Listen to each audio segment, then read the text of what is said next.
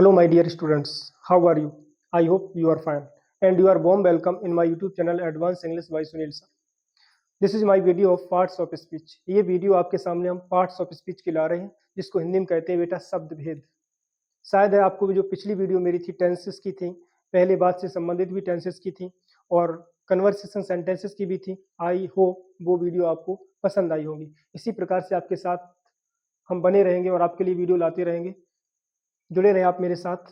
मेरे इस चैनल को लाइक करें, शेयर करें और सब्सक्राइब करें। डोंट वरी फॉर दैट, आपको पूरी ग्रामर हम बहुत ही अच्छी प्रकार से और बहुत ही शॉर्ट तरीके से समझाएंगे। चलते हैं बेटा, आज का टॉपिक है पार्ट्स ऑफ स्पीच।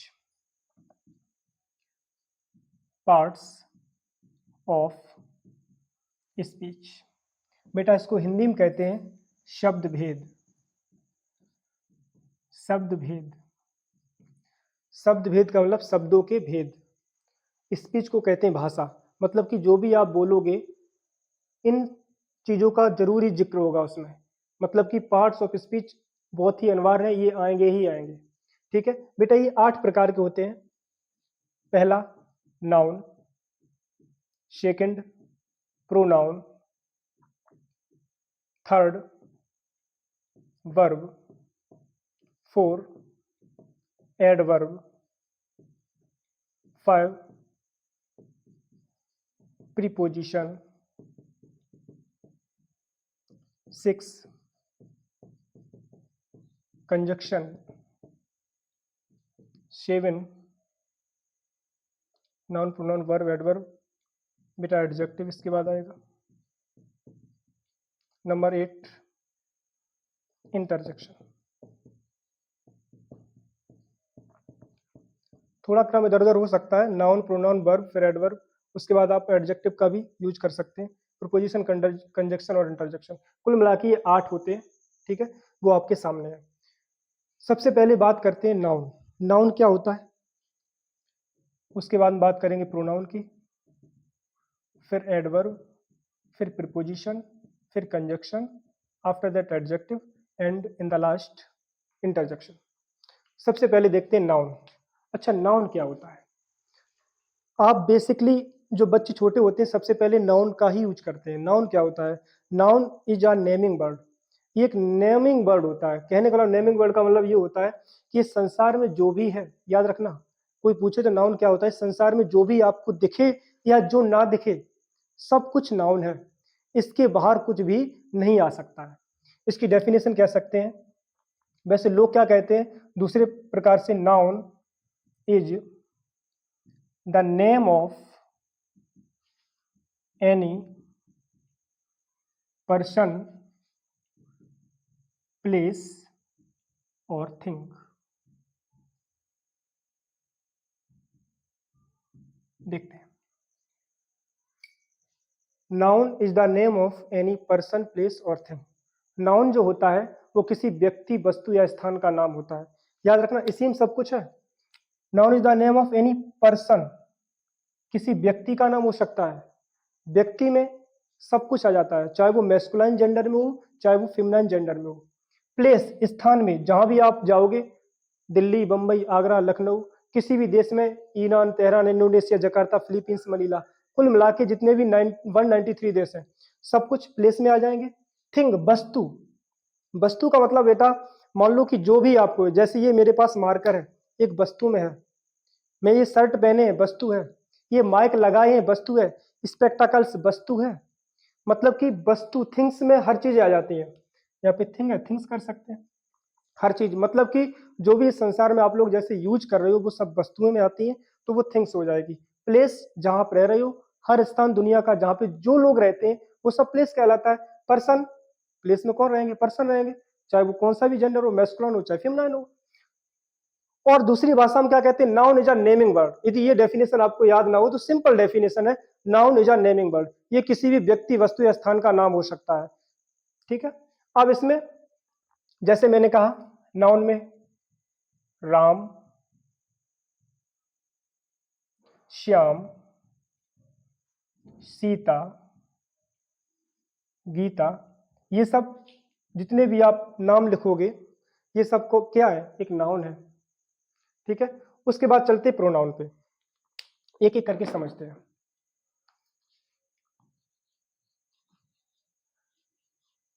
पहले नाउन थोड़ा और बेसिकली देख लेते हैं। अब इसमें क्या होता है, जैसे राम, श्याम, सीता, गीता, ये सब क्या है, नाउन है। कौन सी नाउन है, प्रॉपर नाउन है। ठीक है, नाउन 5 प्रकार की होती हैं। ये केवल हम आपको पार्ट्स ऑफ स्पीच बता रहे हैं कि इसमें 8 चीजें आती हैं, किस प्रकार से आप डिनोट कर सकते हो। अब नाउन 5 प्रकार की होती है, proper noun, common noun, collective noun, material noun और एब्स्ट्रैक्ट नाउन।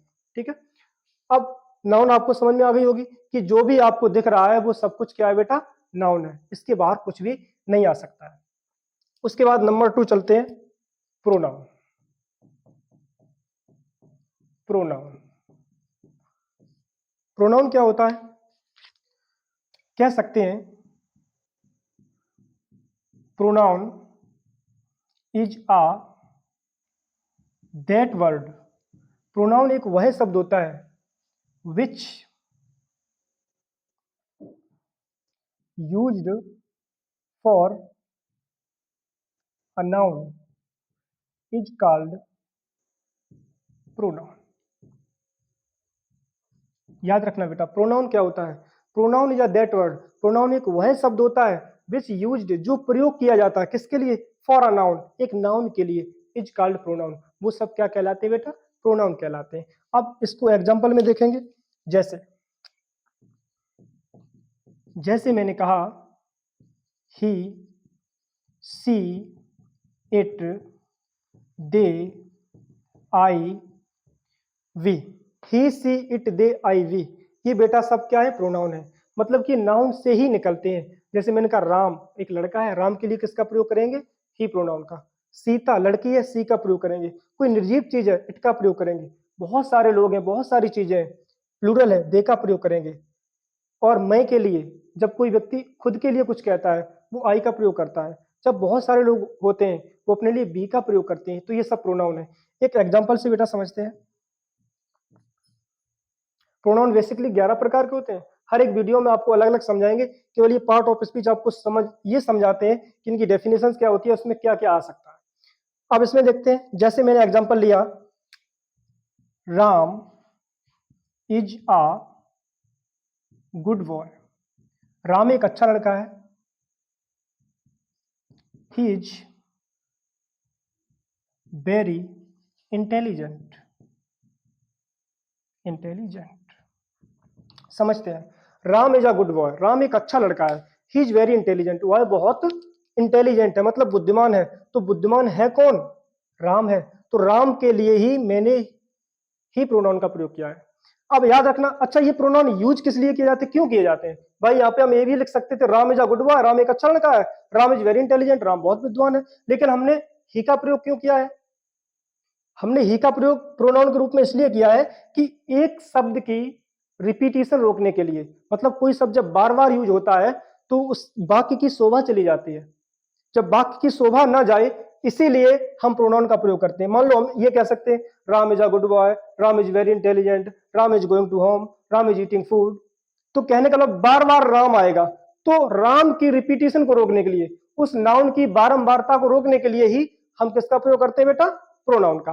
अब अच्छा यहाँ पे सीता होती तो यहाँ पे हम सी कर देते, राम और श्याम होते दो लोग, यहाँ पे हम दे कर देते। यहाँ कोई निर्जीव चीज होती, यहाँ पे इट कर देते। जब कोई अपने लिए कहता, आई कर देते। बहुत सारे लोग अपने लिए कहते, बी कर देते। यही होते हैं हमारे प्रोनाउन। आई होप ये आपको इतने प्रोनाउन समझ में आ चुके होंगे। नेक्स्ट चलते हैं बेटा, वर्ब। वर्ब क्या होती है बेटा, वर्ब को हिंदी में कहते हैं क्रिया। बहुत बेसिकली, बहुत बारीकी से समझेंगे। आई होप ये वीडियो आपको बहुत पसंद आएगी और एक ही बार में आपका सब कंफ्यूजन जो भी है वो दूर हो जाएगा। अब चलते हैं बेटा वर्ब की तरफ। Number 3, verb. वर्ब को बेटा शुद्ध हिंदी में कहते हैं क्रिया। क्या कहते हैं, क्रिया। अच्छा क्रिया क्या होती है, मतलब कि जो भी हम करते हैं, खाना पीना, उठना बैठना, नहाना धोना, चलना फिरना, पिटना पीटना, जो भी हम एक्टिविटी करते हैं वो सारी हमारी क्रिया कहलाती है। ठीक है, अच्छा इसकी डेफिनेशन क्या होती है देखते हैं। A verb is that word which we say something about any person, place or thing। Video ज्यादा नहीं बेटा, थोड़ी लंबी हो सकती है बट समझ में बहुत अच्छी प्रकार से आएगी। अच्छा, क्रिया क्या होती है? अब verb is a that word. क्रिया एक वह शब्द होता है विच जो बी से समथिंग, जो भी हम कुछ कहते हैं अबाउट एनी पर्सन, किसी व्यक्ति के बारे में, प्लेस किसी स्थान के बारे में, और थिंग किसी वस्तु के बारे में। कहने का मतलब जो भी हम कहने करने की क्रिया करते हैं, कहने की क्रिया हो, चाहे करने की क्रिया हो, चाहे सुनने की क्रिया हो, चाहे देखने की क्रिया हो, ये सब वर्ब्स होती हैं, क्रियाएं होती हैं। तो जो भी हम क्रिया करते हैं वो सब क्या कहलाती है? वर्ब कहलाती है। और एक चीज याद रखना, मोस्ट इंपोर्टेंट, अक्सर बेटा क्या होता है कि वर्ब के अंत में ना शब्द आता है। जैसे मैंने कहा खाना, पीना, नहाना, धोना, उठना, बैठना, चलना, फिरना, पिटना, पीटना, तो सब में ना शब्द आया है। अब इसका मतलब ये नहीं कि आप कहो कि सर जी सोहन मैंने कहा या मोहन कहा, बेटा इसमें भी ना शब्द आया है। तुम सोचो कि ये भी एक वर्ब है, ये वर्ब नहीं है, ये एक नाउन है।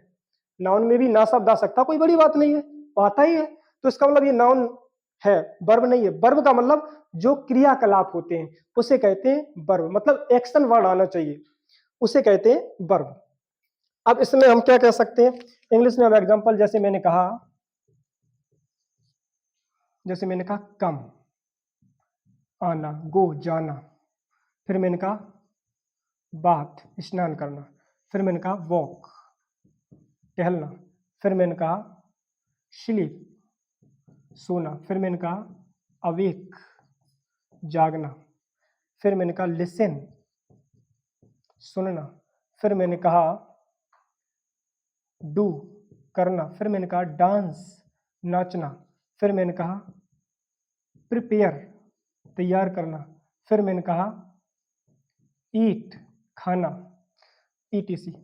मतलब कि हजारों वर्ब्स हो सकते हैं, ठीक है? कम मीस आना, गो मीस जाना, बात मीस स्नान करना, वॉक मीस टहलना, स्लीप मीस सोना, अवेक मीस जागना, लिसन मीस सुनना, डू मीस करना, डांस मीस नाचना, प्रिपेयर मीस तैयार करना, ईट मीस खाना, ये सब वर्ब्स हैं। तो वर्ब के अंत में क्या आता है बेटा? अक्सर ना शब्द आता है, उसे हम क्या कहते हैं? वर्ब कहते हैं। उसके बाद चलते हैं बेटा एडवर्ब की तरफ, ठीक है? ये आपको पसंद आई होगी इतनी। नेक्स्ट, एडवर्ब क्या होता है? यदि कोई भी आपको अब पूछेगा कि पार्ट ऑफ स्पीच क्या होते हैं, आप सब कुछ बता सकते हैं, एक एक चीज के बारे में बता सकते हैं कि नाउन क्या होता है। जो भी हमें आंखों से दिखाई देता है वो सब नाउन होता है, जो नहीं दिखाई देता है वो भी नाउन होता है। आप सोचोगे सर जी दिखाई क्या नहीं देता है? अच्छा, जो भाववाचक संज्ञाएं होती हैं वो हमें दिखाई नहीं देती हैं, ठीक है? जैसे मैंने कहा इंटेलिजेंस है, बुद्धिमत्ता, क्या दिखाई देती है? नहीं देती है, ठीक है?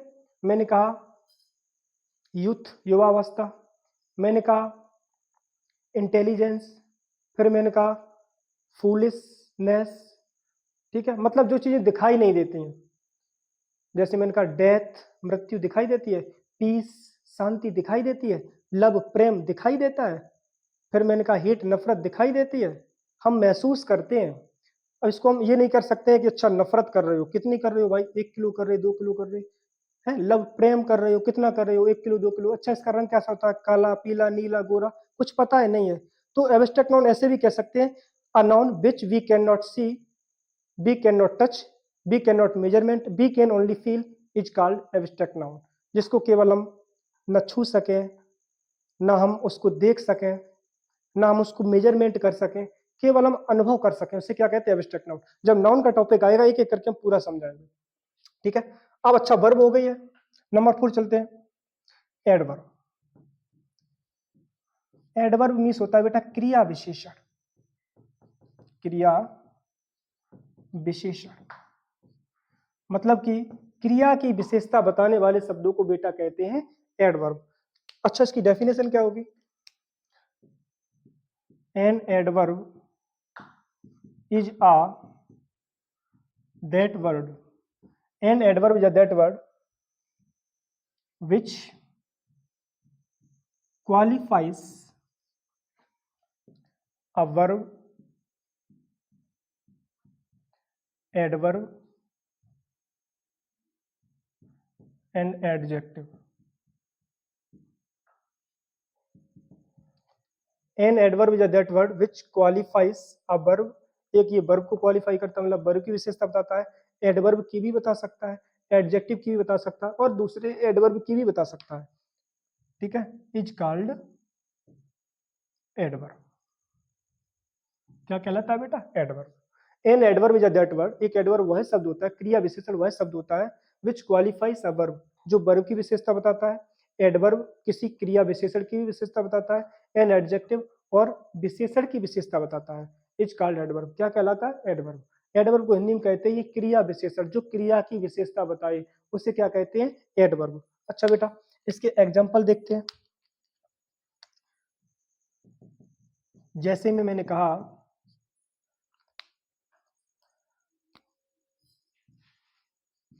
स्लोली, फिर मैंने कहा बेटा फास्टली, फिर मैंने कहा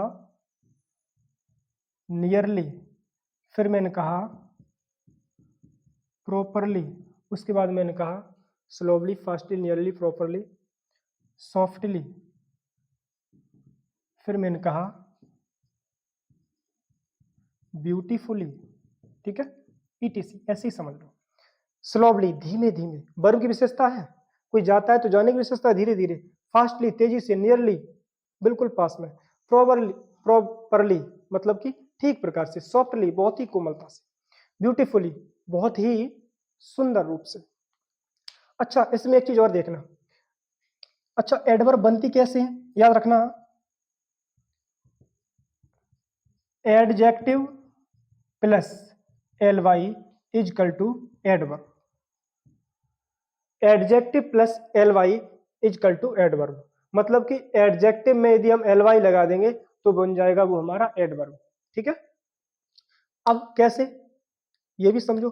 स्लो एक हमारा एडजेक्टिव है, क्योंकि स्लो पर्सन हो सकता है, स्लो में लगा दिया स्लोली एल वाई, फास्ट में फास्टली हो गया, नियर से नियरली हो गया है, प्रॉपर से प्रॉपरली हो गया है, सॉफ्ट से सॉफ्टली हो गया है, ब्यूटीफुल से ब्यूटीफुली हो गया है।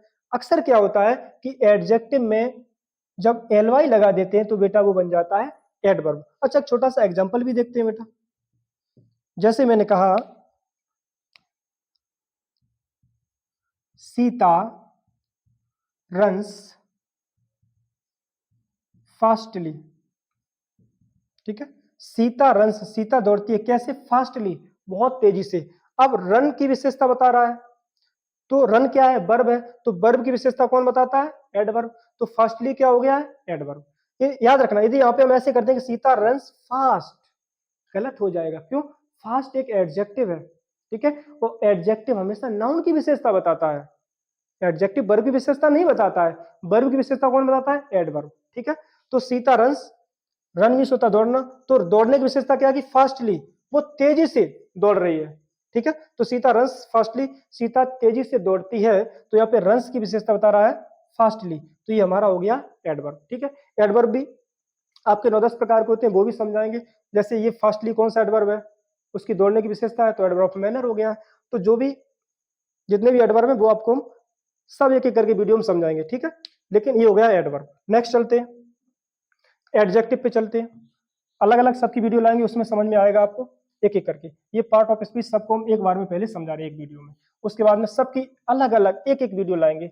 नाउन की अलग लाएंगे सेपरेट, प्रोनाउन की अलग लाएंगे, verb, adverb, adjective, conjunction, preposition, interjection. थोड़ा ध्यान रखें, मुझे पता है थोड़ी वीडियो लंबी हो सकती है, लेकिन टॉपिक बेटा ऐसा है इसलिए। अब बेटा देखते हैं नंबर 5, एडजेक्टिव। इसको कहते हैं बेटा विशेषण। ठीक है, विशेषण क्या होता है इसकी देखते हैं definition. An adjective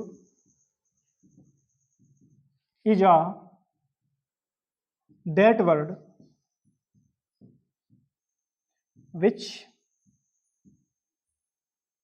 qualifies a noun and pronoun is called adjective। Video लंबी हो सकती है इसलिए हम थोड़ा जल्दी भी कर रहे हैं बेटा। अच्छा, एडजेक्टिव क्या होता है? An adjective is a that word, adjective को वह शब्द होता है विच क्वालिफाइज, जो व्यक्त करता है, जो विशेषता को बताता है, अ नाउन एंड प्रोनाउन, एक नाउन की मतलब संज्ञा की और प्रोनाउन एक सर्वनाम की, इज कॉल्ड एडजेक्टिव। वो क्या कहलाता है? एडजेक्टिव, मतलब विशेषण। विशेषण हमेशा नाउन की ही विशेषता बताता है। ठीक है बेटा, देखते हैं। जैसे जैसे मैंने कहा ब्यूटीफुल, ब्यूटीफुल, ब्यूटी याद रखना, ब्यूटी एक नाउन है और नाउन में लगा दिया फुल, हो गया ब्यूटीफुल, बन गया एडजेक्टिव। और इसमें भी ब्यूटीफुल में लगा देंगे एल वाई तो हो जाएगा ब्यूटीफुल ही बन जाएगा एडवर्ब। ठीक है, इसी में तीन हो जाएंगे, नाउन, उसके बाद में एडवर्ब भी हो जाएगा, एडजेक्टिव भी। कब? जब एल वाई लगा देंगे तब। एल वाई लगा देंगे तो ब्यूटीफुली मतलब कि एडवर्ब हो जाएगा। अभी ब्यूटीफुल एक एडजेक्टिव है और केवल ब्यूटी कर देंगे तो बच जाएगा नाउन, ब्यूटीफुल। फिर मैंने कहा उसके बाद में slow, black, blue, red, tall, small, smart, intelligent, ETC. फिर ज्यादा एग्जांपल्स हो जाएंगे। ब्यूटीफुल सुंदर, व्यक्ति विशेषता हो सकती है। स्लो, स्लो पर्सन मतलब कि व्यक्ति विशेषता हो सकती है। ब्लैक पर्सन, ब्लू पर्सन, है ना। रेड थिंग कोई भी वस्तु है। Tall man, small man, smart man, intelligent man, ये सब व्यक्ति की विशेषता है, इसे कहते हैं हम एडजेक्टिव। अच्छा, एक फुल एग्जांपल भी देख लेते हैं बेटा। फुल एग्जांपल, जैसे मैंने कहा you are a beautiful boy, आप एक सुंदर लड़के हो, तो बॉय की विशेषता क्या है कि ब्यूटीफुल है, मतलब कि वो सुंदर है। तो बॉय एक नाउन है। कौन सी नाउन है? वीडियो में नेक्स्ट बताएंगे, लेकिन बॉय एक कॉमन नाउन है, मतलब सबके लिए हम कह सकते हैं बॉय एक कॉमन नाउन है। तो नाउन के पहले क्या है? ब्यूटीफुल। तो नाउन की विशेषता बताने वाले शब्दों क्या कहते हैं बेटा?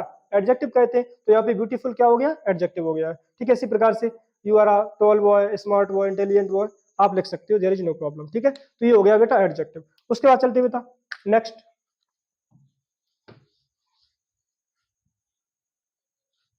Number 6, preposition.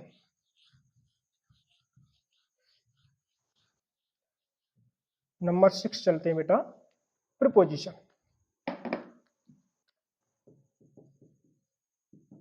प्रीपोजिशन, इसको बेटा क्या कहते हैं? प्रीपोजिशन, संबंध सूचक अव्यय। संबंध सूचक अव्यय, प्रीपोजिशन, ये दो शब्दों से मिलकर बना है बेटा। प्री धन पोजिशन, जो पहले की स्थिति बताए उसे कहते हैं प्रीपोजिशन, संबंध सूचक अव्यय। अच्छा, इसकी डेफिनेशन भी देखते हैं, लिख सकते हैं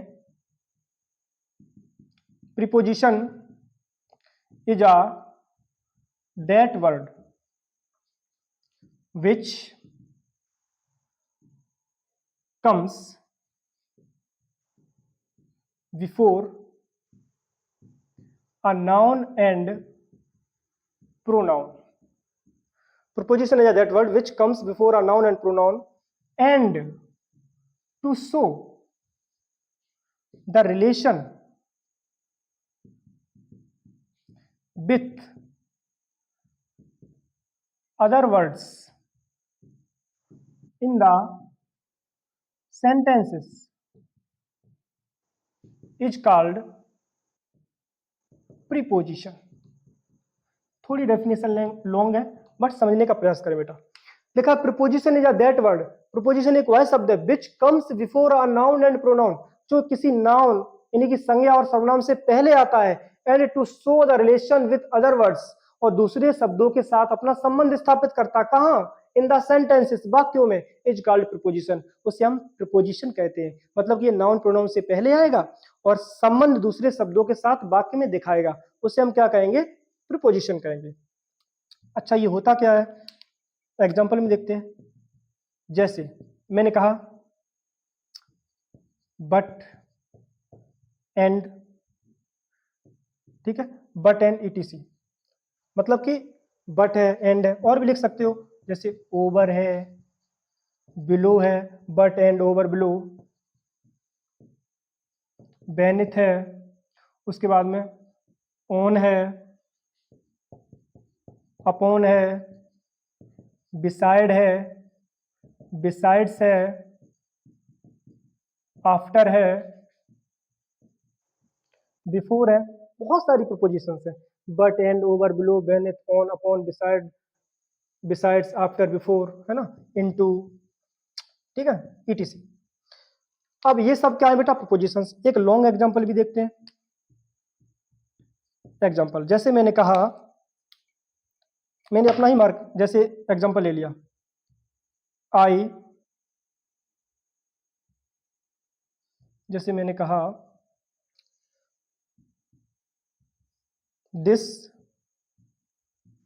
marker is on my palm, this marker is on my palm, ठीक है, ये मार्कर मेरी हथेली के ऊपर है, ठीक है।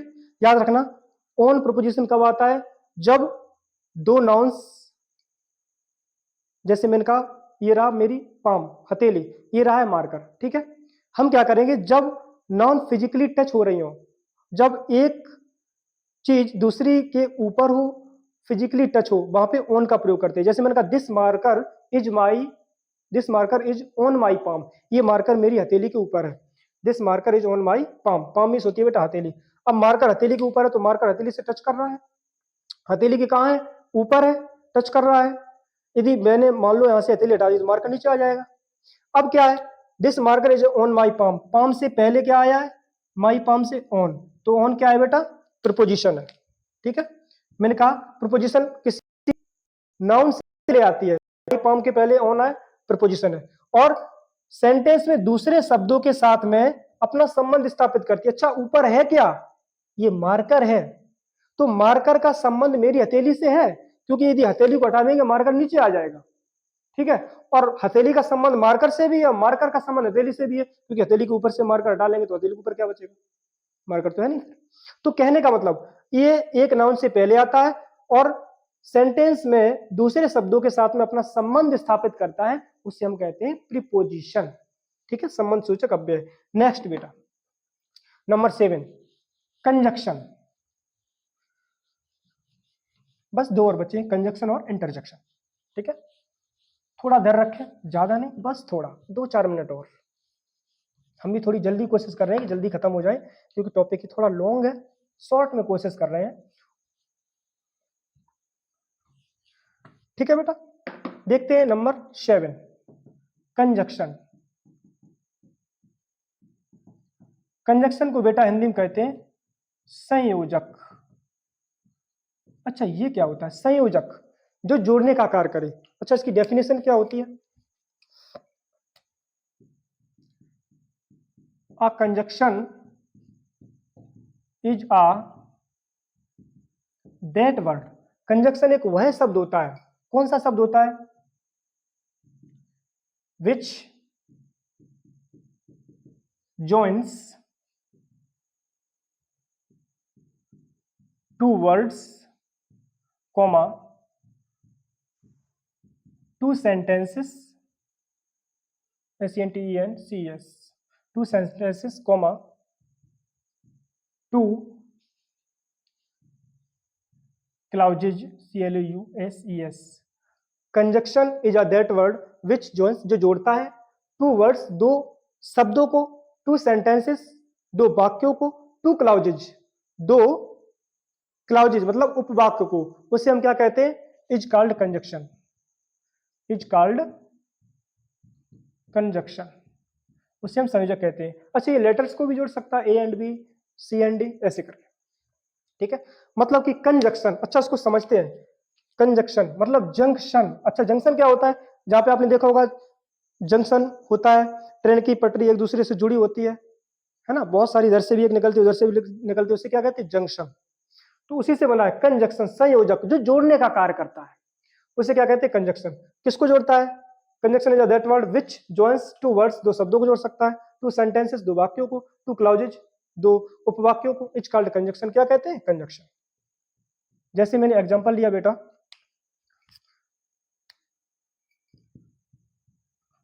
Ram and Shyam, are going to Kanpur. Ram और श्याम कानपुर जा रहे हैं। अब यहाँ पे राम और श्याम दो शब्द हैं, एंड जोड़ने का कार्य कर रहा है। शब्द क्या होता है? जो दो या दो से अधिक अक्षरों से मिलकर बने होते हैं और अपना अर्थ पूरा निकालते हैं, उसे हम क्या कहते हैं? शब्द कहते हैं। यानी कि word is that word which made two और more than two letters and make a complete sense is called word. उसे हम क्या कहते हैं? शब्द। Ram and Shyam are going to Kanpur. दूसरा एग्जांपल जैसे मैंने कहा, अब एक सेंटेंस देखते हैं। Sita is going to Kanpur and, conjunction ले लिया, and Mohan is also going to Kanpur. Sita is going to Kanpur, Sita Kanpur जा रही है। Mohan is also going to Kanpur, Mohan भी कानपुर जा रहा है।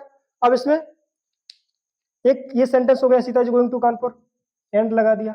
Mohan is also going to Kanpur, Mohan भी कानपुर जा रहा है। ठीक है। अब दो सेंटेंसेस को जोड़ने का कार्य कौन कर रहा है? एंड। ठीक है, उससे क्या कहते हैं? कंजक्शन, जो जोड़ने का कार्य करता है।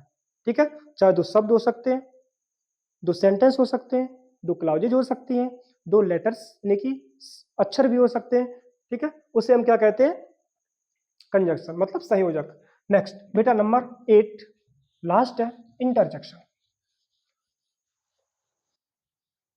और संयोजक से भी पता लगता है कि संयोजक मतलब जो जोड़ने का कार्य करता है, उसे हम संयोजक कहते हैं, कंजक्शन कहते हैं। Next number 8 interjection. इसको कहते हैं बेटा विस्मयादि बोधक। ठीक है, जो आश्चर्य का भाव प्रकट करते हैं। लिख सकते हैं an interjection is a word. एक इंटरजेक्शन मतलब विस्मयादि बोधक वह शब्द है, इज अ वर्ड या इज अ दैट वर्ड, ऐसे भी लिख सकते हैं, विच डिनोट्स, जो व्यक्त करता है किसको? Sudden feelings, sudden feelings is called interjection. समझते हैं बेटा? एन इंटरजेक्शन या वर्ड, एक इंटरजेक्शन विस्मयादि बोधक वह शब्द होता है विच डिनोट्स, जो व्यक्त करता है किसको? Sudden feelings. ठीक है, जो घटनाएं एकदम अकस्मात होती हैं, इज कॉल्ड इंटरजेक्शन। वो क्या कहलाता है बेटा? इंटरजेक्शन कहलाता है, मतलब कि विस्मयादि बोधक कहलाता है। अच्छा, एग्जांपल से समझते हैं बेटा। जैसे मैंने कहा